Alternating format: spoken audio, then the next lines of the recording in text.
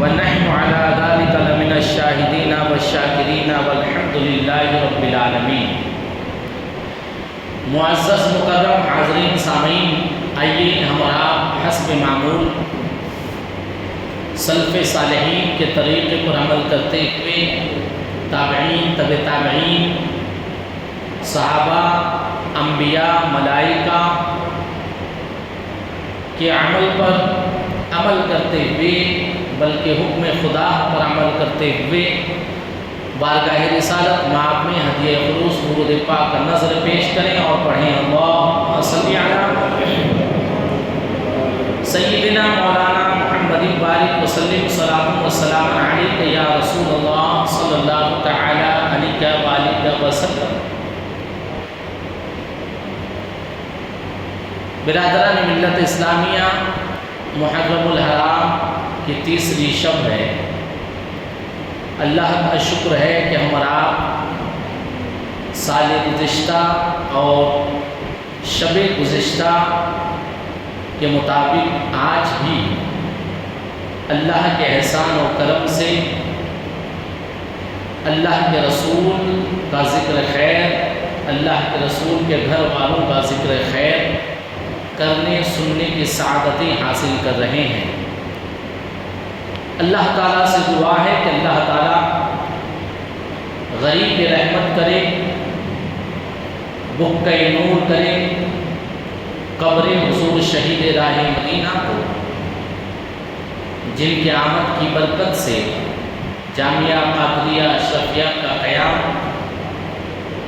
اس کے بعد آپ کے وصال باکمال کے بعد آپ کے جانشین معین قوم و ملت حضرت علامہ مولانا سید شاہ معین الدین اشرف الاشرفی الجیلانی المعروف حضرت معینیہ کی سرپرستی و قیادت میں سنی مسجد بلال کے یہ انتظامات، اور ان انتظامات میں محرم الحرام کے موقع سے ذکر شہدائے کربلا کی یہ محفل منعقد کی گئی، یہ سب حضور شہید راہ مدینہ کے فیضان ہیں اور حضور مخدوم اشرف جہانگیر سمنانی کے فیضان ہیں کہ ان کے آل سے ہم اور آپ جڑے ہیں۔ ان کے آل کی قیادت، سرپرستی، قربت کی برکت سے ہم اور آپ سنی مسجد بلال میں اہل بیت اطہار، شہدائے کربلا، صحابہ کرام کا ذکر خیر سننے کی سعادتیں حاصل کر رہے ہیں۔ اللہ سے دعا ہے کہ اللہ تعالیٰ ہم سبھی لوگوں کے جمع ہونے کو قبول فرمائیں۔ حضرات گرامی، شہدائے کربلا کا ذکر اور شہدائے کربلا میں سے سید الشہداء، سید الکربلا، لخت جگر بطول، نواسہ رسول حضرت امام حسین کا وہ عظیم جنگی کارنامہ جنہوں نے لوگوں کے دل فتح کیے اور اسلام کی حقانیت و بقا کے لیے اپنے جان کی قربانی دے کر ہم غلاموں کو ایک مشعل راہ دیے۔ ان ساری چیزوں سے انسیت، محبت اس وقت ہوگی جب ہم ان ذات کو جانیں گے کہ کون ہے حسین، کون ہے حسن، کون ہے فاطمہ، کون ہے علی، ان کا مرتبہ کیا ہے، ان کے ساتھ پیارے رسول صلی اللہ تعالیٰ علیہ وسلم نے کس طرح پیش آ کے لوگوں کو آپ کی اہمیت و محبت کا درس دیا۔ جب ہم یہ ساری چیزیں قرآن حدیث کی روشنی میں جانیں گے تب ہماری محبتیں مزید سلگے گی، مزید بڑھے گی، اور جب محبتیں جاگتی ہیں انسان محبت میں سرسار ہوتا ہے۔ کسی سے سچا جب پیار ہو جائے، سچا عشق ہو جائے، سچا چاہنے والا اگر کوئی کسی کا ہو جائے پھر وہ ان کا گرویدہ ہو جاتا ہے۔ یہ تو دنیا کی دنیا داری محبتوں کا نتیجہ اور رزلٹ دیکھا گیا کہ انسان اپنے محبوب کے رنگ و روپ میں ڈھل جاتا ہے کہ جب کوئی سچا غلام حسین ہو جائے گا، عاشق حسین ہو جائے گا، یقیناً اس غلام حسین میں بھی انقلاب آئے گا اور ان کی وجہ سے اس دور میں بھی انقلاب آئے گا۔ سچا حسین یا غلام حسین ہونا پڑے گا، اور یہ اس وقت ممکن ہے جب ہم ان ذات کو جانیں گے کہ ان کا مرتبہ کیا ہے، یہ ہیں کون، پہلے جاننا تو ہے، ورنہ آدمی سمجھتا ہے کہ بھئی تاریخ اسلام میں ایک سے ایک لوگ گزرے ہیں، کتنے لوگ ہیں، کتنے لوگ گزر چکے ہیں، بس یا پھر یوں سمجھ لیں گے کہ نبی کریم صلی اللہ علیہ وسلم کے نواسے ہیں، فاطمہ زہرا کے بیٹے ہیں، یعنی عام سمجھ لیں، مگر محبت اس وقت جاگے گی جب ہم ان کے مراتب جانیں گے، ان کے درجات جانیں گے، ان کی فضیلتیں جانیں گے۔ قرآن مقدس میں اللہ تعالیٰ نے اپنے انبیاء کا ذکر کیا تو اپنے نیک بندوں کا بھی ذکر کیا، اس میں شہداء کی جماعت ہے، صالحین کی جماعت ہے، پھر ان کی ابتدا میں اللہ تعالیٰ نے برکتیں رکھا، ان کی محبتوں کو اللہ تعالیٰ نے زندہ رکھا، لوگوں کے دلوں میں ڈال دیا، تو ان شخصیات کو جاننا ضروری ہے۔ اہل بیت اطہار، اہل بیت یعنی گھر والے، انہیں جاننا ہے کہ یہ کون لوگ ہیں، ان کی فضیلت کیا ہے، ان کی عظمت کیا ہے۔ علامہ حسن رضا خان فاضل بریلوی فرماتے ہیں، باغ جنت کے ہیں بہرے مدح خوان اہل بیت، باغ جنت کے ہیں بہرے مدح خوان اہل بیت، تم کو مژدہ نار کا اے دشمنان اہل بیت، جو اہل بیت کے دشمن تھے اس کو نار کا مژدہ دے رہے ہیں علامہ حسن رضا خان۔ اب کس زبان سے ہو گیا عز و شان اہل بیت، کس زبان سے ہو گیا عز و شان اہل بیت، مدح گوئے مصطفیٰ ہے مدح خوان اہل بیت، مدح گوئے مصطفیٰ ہے مدح خوان اہل بیت، اور ان کی پاکی کا خدائے پاک کرتا ہے بیان۔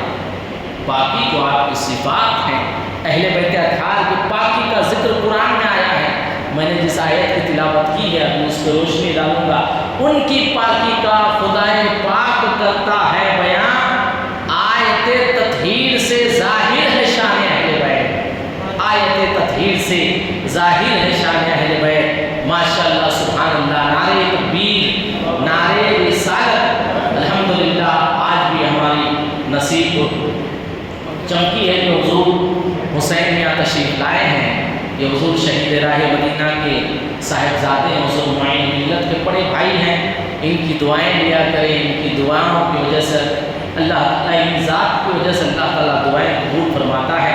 ان کی پاکی کا خدائے پاک کرتا ہے بیان، آیت تطہیر سے ظاہر ہے شان اہل بیت۔ آیت تطہیر وہ جو میں نے ابھی آیت تلاوت کی ہے اسے آیت تطہیر کہتے ہیں، اس میں اہل بیت اطہار کے فضائل بیان کیے گئے ہیں، اور ان کے گھر میں بے اجازت جبرائیل آتے نہیں۔ اہل بیت، بیت مطلب گھر، گھر والے، یہ کون سا گھر ہے؟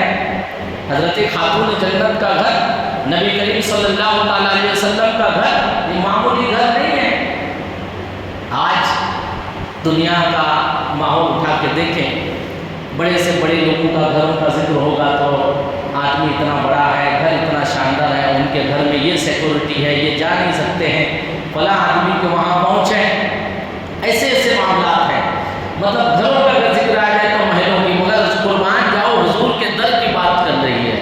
حضور کا گھر دیکھو کس شان کا ہے کہ بے اجازت ان کے گھر، بے اجازت جبرائیل بھی آتے نہیں، ان کے گھر بے اجازت جبرائیل بھی آتے نہیں۔ قدر والے جانتے ہیں قدر و شان اہل بیت، قدر والے جانتے ہیں قدر و شان اہل بیت۔ حضرت جبرائیل علیہ السلام جب حضور کی بارگاہ میں حاضری دیتے تو پہلے اجازت لیتے، اگر حضور صلی اللہ علیہ وسلم حضرت فاطمہ زہرا کے گھر میں ہیں اور جبرائیل آئے ہیں تو پہلے اجازت لیتے، اس کے بعد داخل ہوتے۔ جبرائیل کو اجازت نہیں ہے اہل بیت کے گھر میں داخل ہونے کی بغیر اجازت کی۔ جاننا چاہتے ہو جبرائیل کون ہے؟ اللہ کی ایک مخلوق، نورانی مخلوق، جسے ملائکہ یا ہم عام زبان میں فرشتے کہتے ہیں، یہ اللہ کی مخلوق ہے، جیسے ہم انسان ہیں اللہ کی مخلوق ہے، یہ اللہ کے نورانی فرشتے مخلوق ہیں، یہ معصوم ہیں، ان سے گناہ نہیں ہوتے، یہ عبادت میں رہتے ہیں ہمیشہ، یہ وہ مخلوق ہے، یہ ہمیشہ اللہ کی تسبیح و تحلیل کرتے رہتے ہیں، ہمیشہ اللہ کی عبادت میں رہتی ہے یہ مخلوق۔ یہ مخلوق ہے فرشتے، اور ان فرشتوں کے سردار ہے جبرائیل، نورانی مخلوق کے سردار ہیں جبرائیل، اور وہ جبرائیل جب بارگاہ رسول میں حاضری دیتے ہیں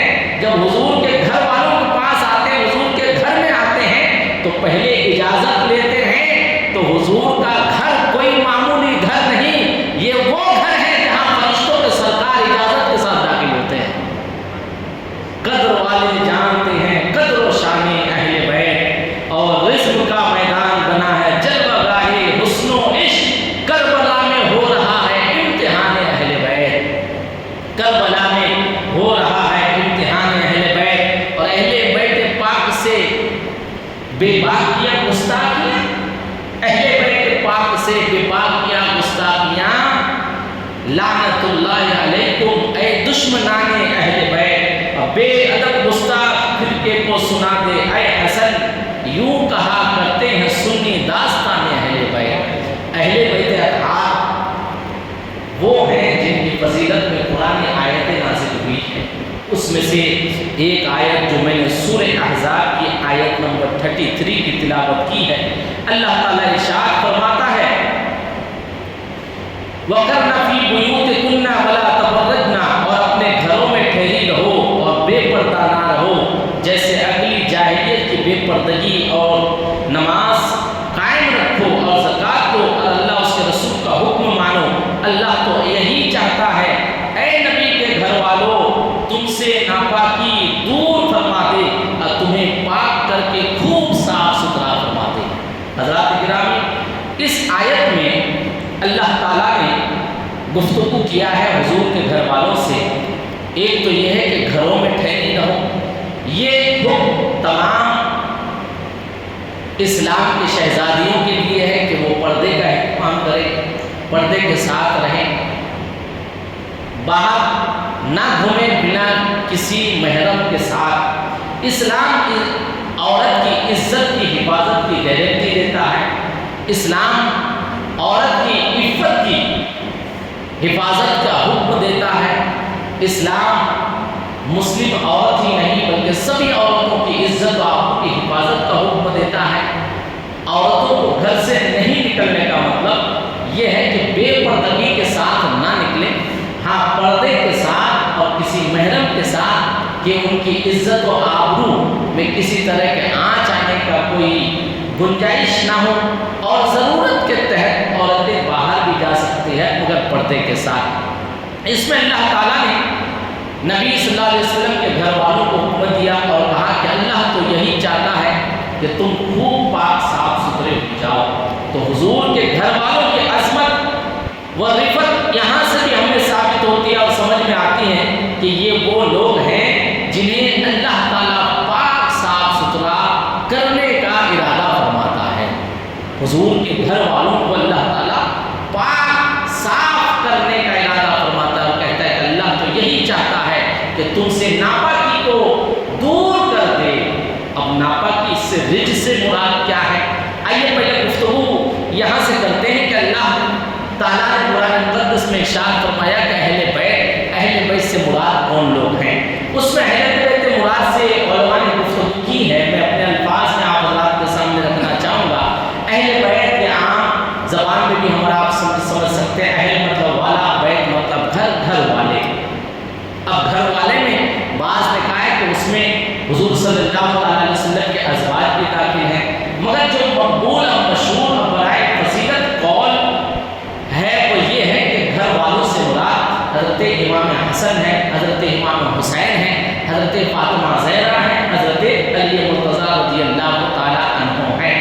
گھر والوں کی قسموں میں بھی اقسام ہیں۔ ایک تو یہ ہے جنہیں اہل بیت سکنا کہتے ہیں، یعنی گھر میں رہنے والے لوگ۔ اس میں دو تین طرح کے لوگ ہیں۔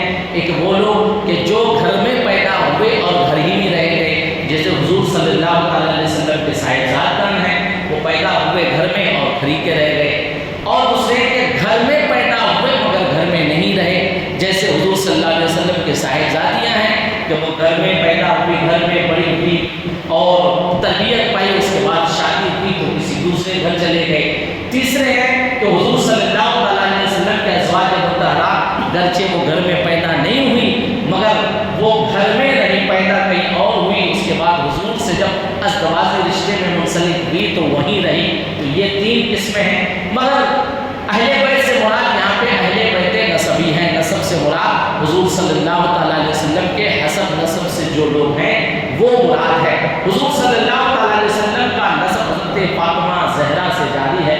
چنانچہ جب یہ آیت نازل ہوئی تو صحابہ کرام سے اللہ کے رسول صلی اللہ علیہ وسلم نے ارشاد بھی فرمایا، اور وہ حدیث بھی ملتی ہے۔ چنانچہ مشکاۃ شریف باب مناقب اہل بیت میں ام المؤمنین حضرت سیدتنا عائشہ صدیقہ رضی اللہ تعالی عنہا میں نے ابھی تلاوت کی ہے وہ بیان کرتی ہیں، وہ یہ کہ عن عائشہ قالت، حضرت عائشہ فرماتی ہیں خرج النبی صلی اللہ علیہ وسلم، ہم لوگ جاننا چاہ رہے ہیں کہ جو آیت تطہیر میں اہل بیت کہہ کے مخاطب ہیں وہ کون لوگ ہیں، یہ جاننا چاہتے ہیں، اور اسی چیز کو سمجھنے کے لیے یہ حدیث سمجھتے ہیں جو مشکاۃ شریف کی حدیث ہے، حضرت ماں عائشہ صدیقہ رضی اللہ تعالی عنہا روایت فرماتی ہیں خرج النبی صلی اللہ علیہ وسلم غداتا وعلیہ مرط مرحل من شعر اسود، کہ نبی کریم صلی اللہ علیہ وسلم گھر سے نکلے، باہر تشریف لائے، حضور صلی اللہ علیہ وسلم باہر تشریف لائے اور آپ پر کالے اون کے بالوں کی مخطوط چادر تھی، شعر اسود کالی چادر تھی، فجاء حسن بن علی، تو حضرت حسن بن علی آئے، فدخلہ، تو حضور نے انہیں اس چادر میں داخل فرما دیا، حضور صلی اللہ علیہ وسلم گھر سے اس حال میں نکلے کہ آپ کالی کلر کے چادر اوڑھے تھے، اور امام حسن آئے تو حضور صلی اللہ علیہ وسلم نے اس چادر میں حضرت امام حسن کو داخل فرما لیا، ثم جاء الحسین، پھر حضرت امام حسین آئے، فدخل معه، پھر اس کے ساتھ حضور نے انہیں بھی داخل فرما دیا، ثم جاءت فاطمہ، تو پھر فاطمہ آئی تو حضور صلی اللہ علیہ وسلم نے انہیں بھی اسی چادر میں داخل فرما لیا، ثم جاء علی، پھر علی آئے، فدخلہ، تو حضور صلی اللہ علیہ وسلم نے انہیں بھی اس چادر میں داخل فرمایا، قال، پھر حضور نے ارشاد فرمایا، ان لوگوں کو اس کالی چادر میں اپنے ساتھ حضور صلی اللہ علیہ وسلم نے داخل فرما لیا، اس کے بعد فرمایا وہی آیت جو اللہ نے نازل فرمایا جسے آیت تطہیر کہتے ہیں، اللہ کے رسول صلی اللہ علیہ وسلم نے خود تلاوت فرمائی اور کہا انما یرید اللہ لیذھب عنکم الرجس اہل البیت ویطہرکم تطہیرا، رواہ مسلم، اس حدیث کو حضرت امام مسلم نے بھی روایت کی ہے، حضور صلی اللہ تعالی علیہ وسلم نے ان لوگوں کو کالی چادر میں داخل فرما کے اس آیت تطہیر کی تلاوت فرمایا، ہمیں اور آپ کو اپنے صحابہ کو یہ تعلیم دی کہ جو آیت تطہیر اہل بیت اطہار کی شان میں نازل ہوئی ہے وہ اہل بیت کون کون ہیں، وہ علی ہیں، فاطمہ ہیں، حسن ہیں اور حسین ہیں، جن کی شان میں وہ آیت تطہیر نازل ہوئی، آیت تطہیر جس میں اللہ تعالیٰ ارشاد فرماتا ہے کہ اللہ چاہتا ہے کہ نبی تمہارے گھر والوں سے ناپاکی دور ہو جائے، تم خوب پاک ہو جاؤ، تو حضور کا اہل بیت یہ وہ گھرانہ ہے جس سے ناپاکی کو، رجس کو دور کر دینے کے لیے خدائے تعالیٰ چاہتا ہے، کتنا مقام بلند و بالا ہے، یہ وہ نفس قدسیہ ہے، امام حسن کی عظمت آیت تطہیر سے سمجھو، امام حسین فضیلت آیت تطہیر سے جانو، حضرت علی کا مرتبہ آیت تطہیر سے سمجھو، حضرت فاطمہ زہرا کا مقام آیت تطہیر سے سمجھو کہ اللہ تعالیٰ قرآن کی آیت ان لوگوں کی شان میں نازل فرماتا ہے، کیا مقام ہے حضرت امام حسن کا، کیا مقام ہے حضرت امام حسین کا، کیا مقام و مرتبہ ہے حضرت علی مرتضیٰ کا، کیا مقام و مرتبہ ہے حضرت فاطمہ زہرا رضی اللہ تعالیٰ عنہ۔ اسی مضمون پہ دوسری ایک روایت ہے، ام المؤمنین حضرت سیدہ ام سلمہ رضی اللہ تعالیٰ عنہ سے اسی طرح مروی ہے، وہ روایت کرتے عن عمر بن ابی سلمہ ربیع بن نبی صلی اللہ علیہ وسلم قال لما نزلت هذه الآیت، جب یہ آیت نازل ہوئی عن النبی صلی اللہ علیہ وسلم پر، حضور پر جب یہ آیت نازل ہوئی، قال انما یرید اللہ لیذھب عنکم الرجس اہل البیت ویطہرکم تطہیرا فی بیت ام سلمہ فدعا فاطمہ، جب یہ آیت نازل ہوئی تو اس وقت حضور صلی اللہ علیہ وسلم کہاں تھے، حضرت ام سلمہ کے گھر میں تھے، وہاں پہ آیت نازل ہوئی، کیوں فرماتے ہیں تو اس وقت جب یہ آیت نازل ہوئی تو اللہ کے رسول صلی اللہ تعالی علیہ وسلم نے فاطمہ کو بلایا، فدعا فاطمہ، اپنی بیٹی لخت جگر فاطمہ کو بلایا، وحسن اور حسن کو بلایا، وحسین اور حسین کو بلایا، فجللہم بقصائن، اور ان لوگوں پر چادر ڈال دیا حضور صلی اللہ علیہ وسلم نے، وعلی خلف ظہرہ، اور ان کے پیچھے علی کھڑے تھے، اسی حال میں جب حضور کے پیچھے علی کھڑے تھے، فجللہم بقصائن، تو حضور نے انہیں بھی اس کالا چادر سے ڈھانپ دیا، ثم قال، پھر حضور صلی اللہ علیہ وسلم نے کہا ہؤلاء اہل بیتی فاذهبوا عنهم الرجس وطہرهم تطہیرا، قال ام سلمہ، پھر حضور نے یوں دعا کی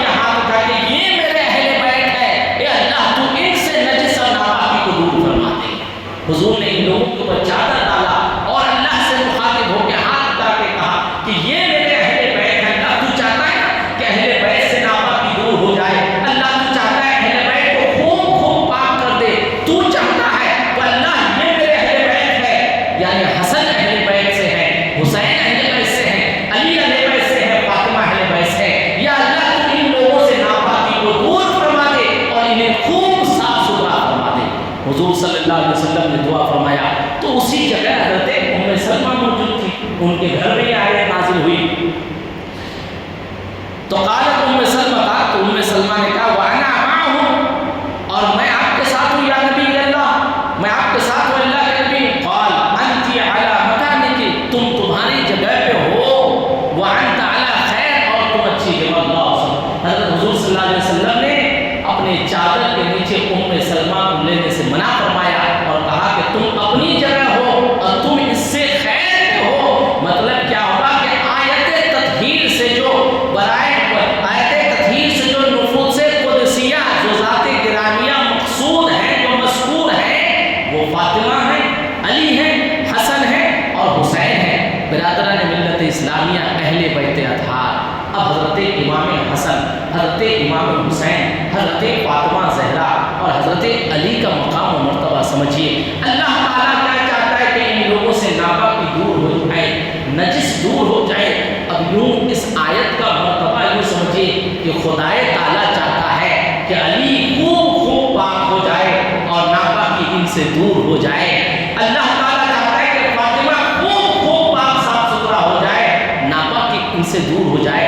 اللہ تعالیٰ چاہتا ہے کہ حسن خوب پاک صاف ستھرا ہو جائے، ناپاکی ان سے دور ہو جائے. اللہ تعالیٰ چاہتا ہے کہ حسین خوب پاک صاف ستھرا ہو جائے، نجس اور ناپاکی ان سے دور ہو جائے. بتائیے جن سے ناپاکی کو دور کرنے کے لیے خدائے تعالیٰ چاہے، منشأ خدائے تعالیٰ یہ ہے کہ حسن پاک صاف ستھرا ہو، منشأ خدائے تعالیٰ یہ ہے کہ حسین پاک صاف ستھرا ہو، منشأ خدائے تعالیٰ ہے کہ علی پاک صاف ستھرا ہو، منشأ خدائے تعالیٰ ہے کہ فاطمہ زہرا پاک صاف ستھرا ہو. کیا کوئی ان پاک نفس قدسیہ کو چوٹ پہنچا کر، تکلیف پہنچا کر خدا کو راضی کر سکتا ہے؟ ہرگز خدا ان لوگوں سے راضی نہیں ہوگا جو خدا کے محبوبین کو تکلیف پہنچائے گا. جن سے ناپاکی کو دور کرنا خدا چاہتا ہے، کیا اس سے ان لوگوں کو تکلیف پہنچانے والوں سے اللہ راضی ہوگا؟ ہرگز نہیں ہوگا. اسی لیے تو ہمیں امام محمد رضا خان فاضل بریلوی نے عشق و مستی کے عالم میں یہ سبق دے دیا اور ہمیں سکھا گیا کہ تیری نسل پاک میں ہے بچہ بچہ نور کا، تو ہے عین نور، تیرا سب گھرانہ نور کا. اعلیٰ حضرت نے ہمیں عشق سکھایا ہے، یہ محبت کا درس دیا ہے. اہل بیت اطہار کے گھر والوں سے محبت کیجیے. حضور کے حسب نسب والوں کا یہ مقام ہے، یہ ان کا مرتبہ ہے کہ خدا تعالیٰ یہ چاہتا ہے. آیت کے مفہوم سے تو یہ ثابت ہوا کہ اللہ تعالیٰ چاہتا ہے کہ حسن سے ناپاکی دور ہو جائے، اہل بیت سے ناپاکی اور نجس دور ہو جائے. برادران ملت اسلامیہ، مگر میں نے جو حدیث پڑھی ہے اس طرف آپ کا دھیان لے کے جانا چاہوں گا. اب تک تو قرآن کی آیت تھی اور منشأ خدا سمجھ میں آ رہا تھا، مگر حدیث مصطفیٰ جو حضرت ام سلمہ نے روایت کی ہے کہ حضور صلی اللہ علیہ وسلم نے ان لوگوں کو چادر میں داخل فرما کر دعا کی کہ اللہ یہ میرے گھر والے ہیں، ان سے تو ناپاکی کو دور فرما. اب تک منشأ خدا، مگر منشأ خدا کے ساتھ دعائیں مصطفیٰ ہے. سبحان اللہ. منشأ خدا کے ساتھ دعائیں مصطفیٰ ہے، یعنی حضور نے دعا کیا ہے حسن ناپاکیوں سے نجسوں سے پاک ہو جائے. حضور نے دعا کی حسین ناپاکیوں سے نجسوں سے پاک ہو جائے. حضور نے دعا کی علی ناپاکیوں سے نجسوں سے پاک ہو جائے. حضور نے دعا کی ہے فاطمہ ناپاکیوں سے نجسوں سے دور ہو جائے. زمین ہل سکتی ہے، مٹ سکتی ہے، پہاڑ اپنی جگہ سے ٹہل سکتی ہے، سورج اپنا راستہ بدل سکتا ہے، کچھ بھی ہو سکتا ہے، مگر دعائیں مصطفیٰ کبھی رد نہیں ہو سکتی ہے. اس لیے کہ دعائیں مصطفیٰ اور منشأ مصطفیٰ کی یہ حقیقت و فضیلت ہے. خدا کے رسول جو چاہ لیتے ہیں خدا تعالیٰ وہ کر دیتا ہے. حضور جو چاہتے ہیں وہ ہو جاتا ہے، اور حضور چاہتے ہیں کہ حسن، اب تو حسن اور حسین اہل بیت کی پاکی کے تعلق سے منشأ خدا بھی ہے، منشأ مصطفیٰ بھی ہے. خدا بھی چاہتا ہے اہل بیت پاک ہو جائے اور مصطفیٰ بھی چاہتے ہیں اہل بیت پاک ہو جائے. یہ وہ لوگ ہیں، یہ میں باتیں اس لیے بتانا ضروری سمجھتا ہوں جب تک ان ذات گرامیوں کی اہمیتیں فضیلتیں جانیں گے نہیں کہ یہ وہ کون ہے، ان کی فضیلت کیا ہے، ان کا مقام کیا ہے، تب تک ہمارا عشق پروان نہیں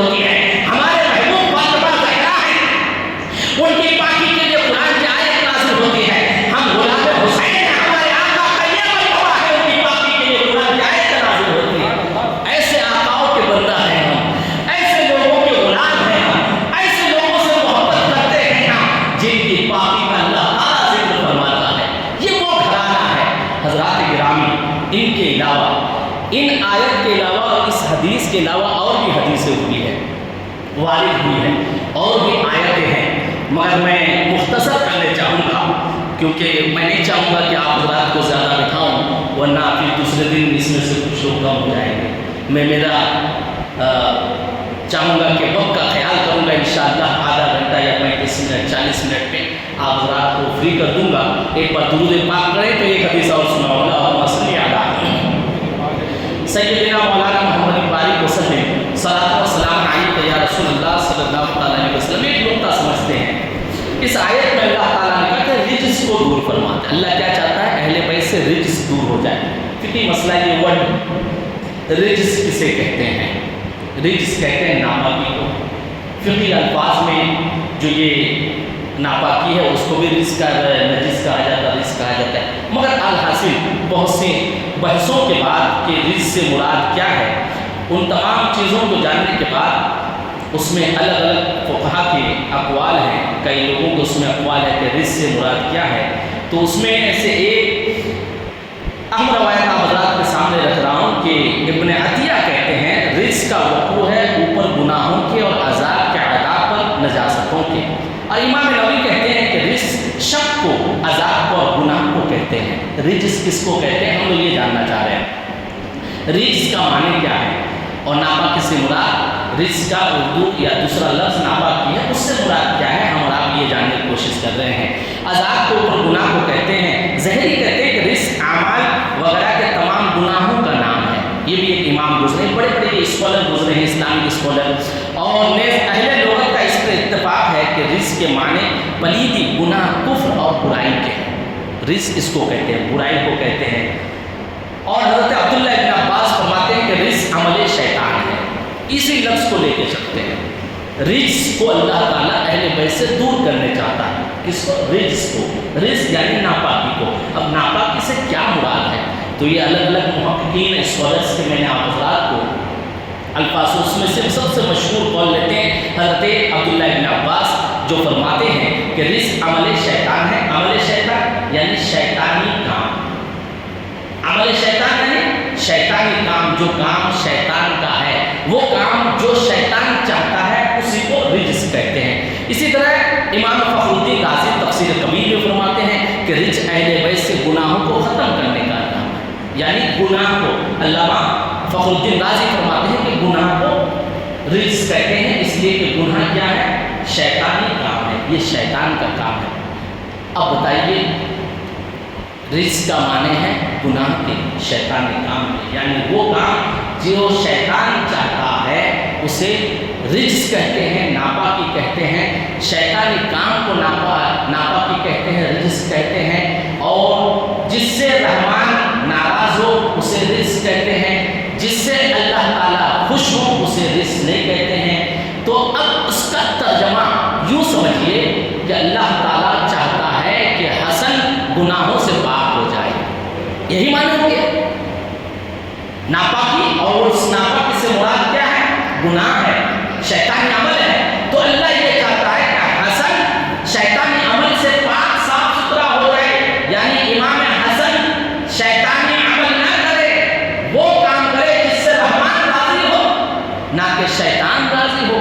حسین وہ کام کرے، وہ عمل انجام دے جس سے رحمان راضی ہو، اور وہ عمل شیطانی نہ ہو، گناہ نہ ہو۔ یعنی اللہ تعالیٰ چاہتا ہے کہ امام حسن، امام حسین، علی مرتضیٰ، خاتون جنت، اہل بیت اطہار شیطانی کام نہ کرے۔ یہ سنیے، یہ اللہ چاہتا ہے، اور اسی پہ دعائے مصطفیٰ ہے۔ بات بتائیے کہ یزید کا ساتھ دینا شیطانی عمل تھا کہ نہیں؟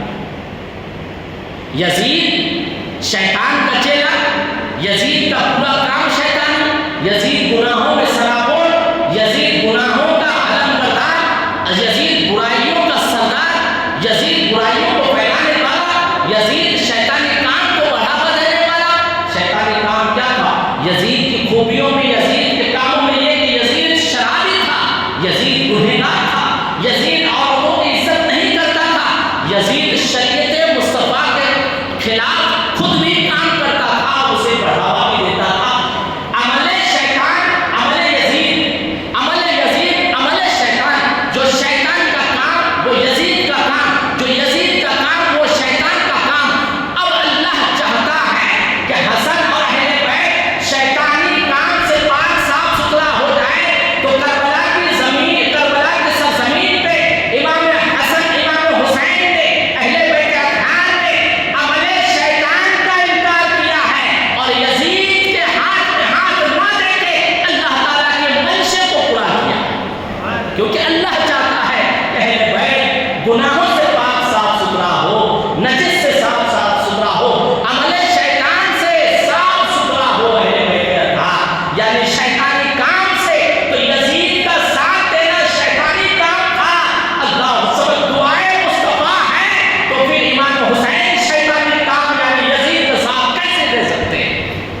بالکل نہیں، یہ ممکن ہی نہیں ہے۔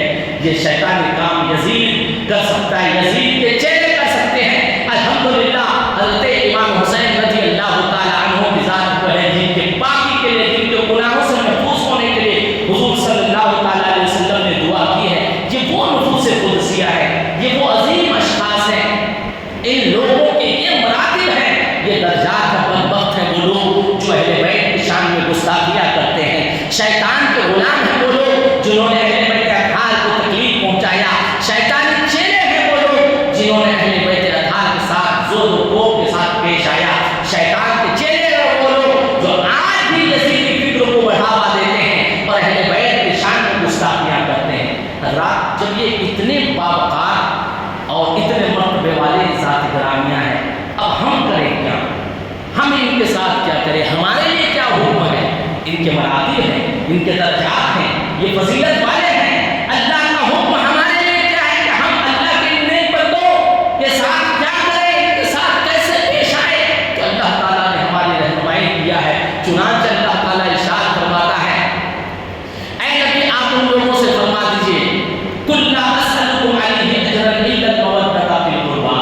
اللہ وسلم، وہاں اللہ نے اہل بیت کہا یا قربا کہا، انہی لوگوں کے ساتھ ہمیں محبت کا حکم دے رہا ہے خدا تعالیٰ۔ یہ جو ہمارا آج یہاں بیٹھے ہیں، کیوں بیٹھے ہیں؟ امام حسین سے محبت ہے تو ان کا ذکر سننے بیٹھے ہیں، امام حسین سے محبت ہے تبھی تو ان کا ذکر سننے بیٹھے ہیں، حضرت علی مرتضیٰ سے محبت ہے تبھی تو ان کا ذکر سنتے ہیں۔ باقی صاحب ایک نام مصرع پڑھتے ہیں علی مرتضیٰ کے شان میں آپ بچل جاتے ہیں، یہ کیا ہے؟ یہ محبت کا اظہار ہے، یہ محبت ہے کہ ترس جاتے ہیں اللہ وسلم، اور محبت میں تڑپا کیجیے۔ یہ وہ محبت ہے جس محبت کا صلہ دنیا میں بھی اللہ تعالیٰ عطا فرماتا اور آخرت میں بھی عطا فرمائے گا۔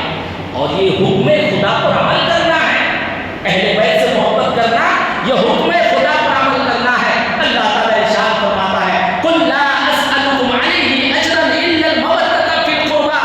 اے محبوب آپ فرما دیجیے ان لوگوں سے، میں تم سے اس پر کچھ اجرت نہیں چاہتا مگر میرے قرابت داروں سے میں محبت کرو۔ اللہ وسلم، محبت کرنے کا ہمیں حکم دیا گیا ہے۔ جب یہ آیت نازل ہوئی، صحابہ نے آ کے پوچھا، یا رسول اللہ آپ کے قربا کون ہیں جن کی محبت ہم پر واجب ہو گئی ہے؟ اللہ اکبر، اہل بیت اور حضور کے قریب کے لوگوں کی محبت امت پر واجب ہے۔ میں نے آپ حضرات کے سامنے کل کہا تھا کہ حقوق العباد میں سے نبی کریم صلی اللہ علیہ وسلم کا ہم پر سب سے پہلے حق ہے، اور حضور کا ہم پر کیا حق ہے کہ ہم حضور سے بے پناہ محبت کریں، اور محبت رسول کا یہ تقاضا ہے کہ ہم ان سے محبت کریں جن سے حضور محبت کرتے ہیں۔ یہ محبت کا تقاضا ہے۔ حضرات گرامی، اہل بیت سے محبت کرنا یہ ہم پر حق ہے ان کا، جنہوں نے اہل بیت سے محبت کی ہے، کر رہے ہیں، وہ حضور کا حق امتی ادا کر رہے ہیں، حضور کے امت ہونے کا حق ادا کر رہے ہیں، جو حضور سے محبت کرتے ہیں، حضور کے گھر والوں سے محبت کرتے ہیں، اور حضور کے گھر والوں کی محبت ہم پر واجب کر دی گئی ہے۔ قرآن کی آیت ہے، کیا آیت ہے؟ سورہ شورى کی آیت، وہ بہت مشہور ہے، قُلْ لَا أَسْأَلُكُمْ عَلَيْهِ أَجْرًا إِلَّا الْمَوَدَّةَ فِي الْقُرْبَىٰ۔ اے محبوب آپ ان لوگوں سے کہیے کہ میں تم سے اس پر کچھ اجرت نہیں چاہتا، ہاں میرے قریب کے لوگوں سے محبت کرو۔ آؤ اس آیت کا شان نزول سمجھتے ہیں کہ یہ آیت کیوں نازل ہوئی، اس کے پیچھے کا واقعہ کیا ہے۔ حضرات گرامی، یہ صحابہ کرام کا معمول تھا، کبھی بھی کہیں بیٹھ جاتے تو حضور کے غائب آنا تو صرف حضور کا ذکر کرتے تھے۔ یہ صحابہ کا تھا، ان دیوانوں کا یہ عالم تھا، حضور کے گھر کے باہر اگر بیٹھے حضور کا ذکر کر رہے ہو، تمہارے تجارت نفع نقصان آپسی جھگڑے تضاد وغیرہ نہیں کرتے تھے، جہاں بیٹھتے تھے ذکر مصطفیٰ کیا کرتے تھے صحابہ، جہاں بیٹھتے تھے کبھی پرانے دن یاد کیا کرتے تھے، کبھی حضور کے احسانات یاد کرتے تھے۔ یہ آیت اس آیت کا شان نزول یہی ہے کہ صحابہ کرام ایک بار ایسے بیٹھے ہیں اور اپنے وہ پرانے دن کا ذکر کر رہے کہ ہم لوگ اندھیرے میں تھے، ہم لوگ گمراہی میں تھے، ہمارے وہ کتنے خراب دن تھے، حضور کا دامن ملا تو کتنا اچھا ہے، حضور کا در مل گیا تو کتنا احسان ہے حضور کا۔ انہی سب چیزوں کا ظہور ہوا اور حضور کے حالات پہ صحابہ کی گہری نظر تھی اور فکر کیا کہ حضور کے اخراجات ہیں، ضروریات ہیں، اور چلو اسی وجہ سے ہم حضور کی بارگاہ میں کچھ پیش کر دیتے ہیں۔ حضور کی بارگاہ میں کچھ پیش کرنے کی خواہش ہوئی اور اسی خواہش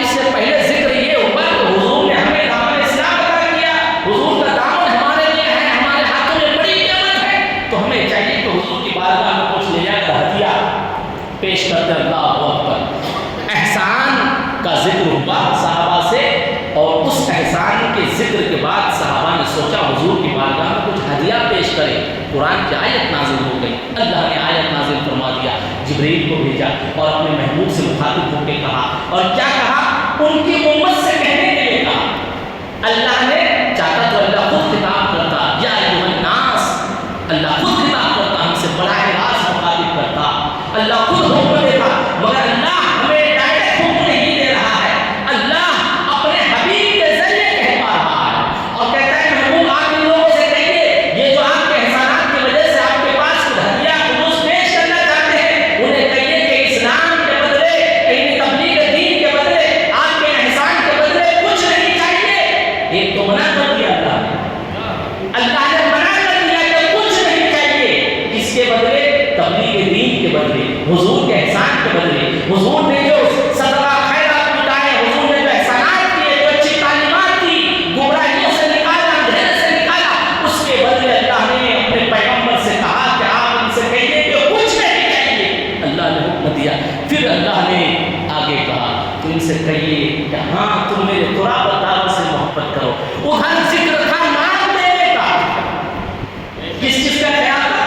مال دینے کا، کچھ ہدیہ کچھ دینا پڑتا اللہ سے، خدا نہ خواستہ اگر حضور صلی اللہ علیہ وسلم قبول فرما لیتے اور تبلیغ دین کے خاطر اگر کچھ دینا پڑتا، جیسا زکوٰۃ ہے 1%، 2%، کچھ پرسنٹیج، اللہ سے محبت کرنے والے بہت کم ہو جاتے ہیں۔ اگر محبت کے بدلے کچھ دینا پڑتا، مگر اللہ اس وقت اللہ تعالیٰ نے اپنے پیارے رسول سے کہا کہ کچھ نہیں دیجیے، ہاں اگر یہ چاہتے ہیں کہ آپ کو احسانات کا انہیں احساس ہے، دامن اسلام میں ہونے کی اگر خوشی ہے اور وہ شکر ادا کرنا چاہتے ہیں، تو وہ شکر یوں کریں کہ آپ کے قریب کے لوگوں سے محبت کریں۔ حضور کے قریب کے لوگوں سے محبت، جب یہ آیت نازل ہوئی تو صحابہ حضور کی بات کہاں آ گئے، سوال کرنے لگے، یا اللہ کے رسول صلی اللہ علیہ وسلم، یہ کون لوگ ہیں جن کی محبت ہم پر واجب کر دی گئی ہے، جن سے محبت کرنے کے لیے اللہ تعالیٰ حکم دیتا ہے؟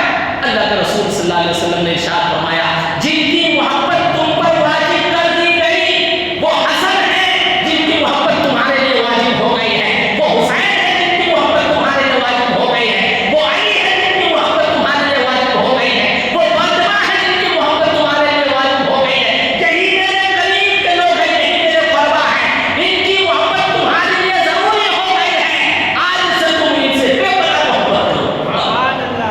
اہل بیت سے محبت معمولی چیز نہیں ہے، اس محبت کو سلگائیے، اس محبت کو پروان چڑھائیے، خوب محبت کیجیے، اور محبت اہل بیت کا یہ تقاضا ہے کہ یزید سے نفرت ہونی چاہیے، یزیدی فطرت سے نفرت ہونی چاہیے، یزیدی کام سے نفرت ہونی چاہیے، یزیدی عمل سے نفرت ہونی چاہیے، جس عمل کو یزید سے نسبت ہو جائے اس سے نفرت ہو جانی چاہیے، اور جس کام کو اہل بیت سے نسبت ہو جائے وہاں ہماری محبت جا جانی چاہیے۔ جہاں یزید کی بات آئے تو نفرت کیجیے، جہاں حسین کی بات آئے تو محبت کیجیے، یہی محبت کا تقاضا ہے، اور اللہ تعالیٰ نے ہم پر واجب کیا ہے، ان سے محبت کرنی ہی ہے، محبت ضروری ہے۔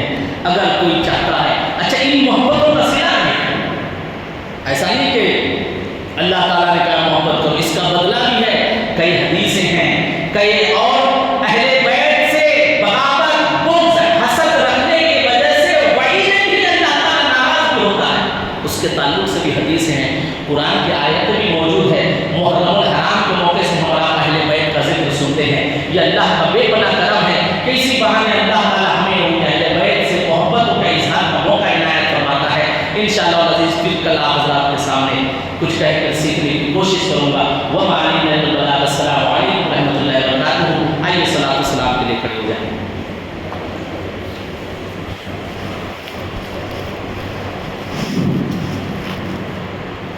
مصطفیٰ جان رحمت کے لاکھوں سلام، شمع بز میں ہدایت تیرا سلام، شمع بز میں ہدایت تیرا سلام، جن کا جھولا فرشتے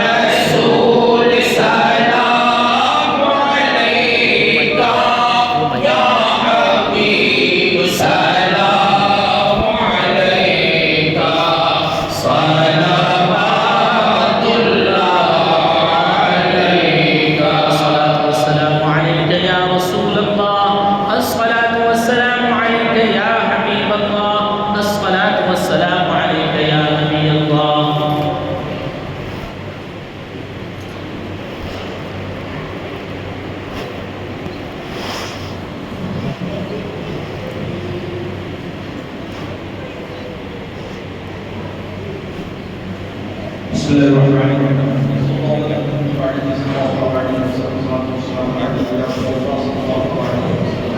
یا اللہ یا رحمان یا رحیم یا اللہ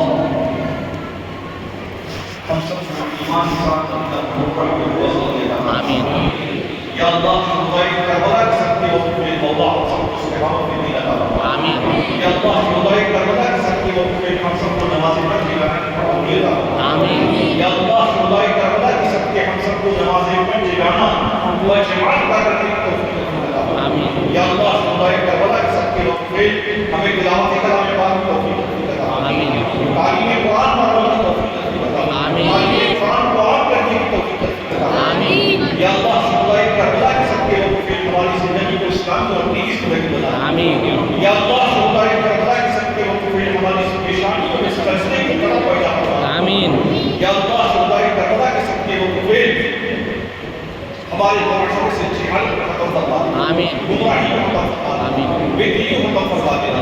دنیاوی کو ختم فرما دینا.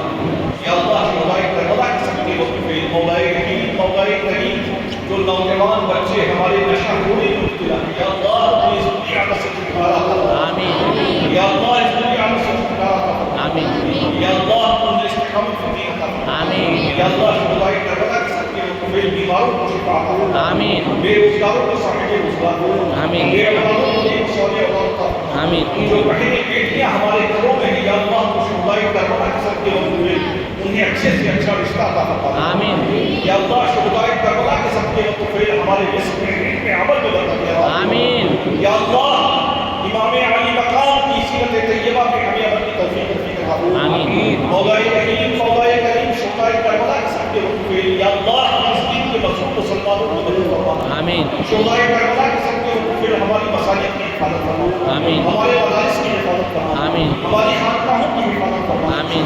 ظالم حکمرانوں کے شر سے مسلمانوں نے دین کی حفاظت فرما. آمین. یا اللہ شہدائے کربلا کے سب کے وقت میں ہمارے ملک ہندوستان کو ترقی عطا فرما. آمین. جملہ آباد عقیدہ سماجی سے محفوظ. آمین ہمارے گھروں میں خیر و برکت نازل فرما. آمین. یا اللہ شہدائے کربلا کے سب کے وقت میں یا اللہ رحمت و انوار کی بارش فرما. آمین. مولا رحمت و انوار کی بارش فرما. آمین. رحمت و انوار کی بارش فرما. آمین یا اللہ سوکھے سے تیرے بندے متاثر ہیں. یا اللہ تیری کریمی کے صدقے مولا تیرے محبوب کی رسالت کے صدقے شہدائے کربلا کے صدقے مولا جنت فرما دینا. آمین. مولا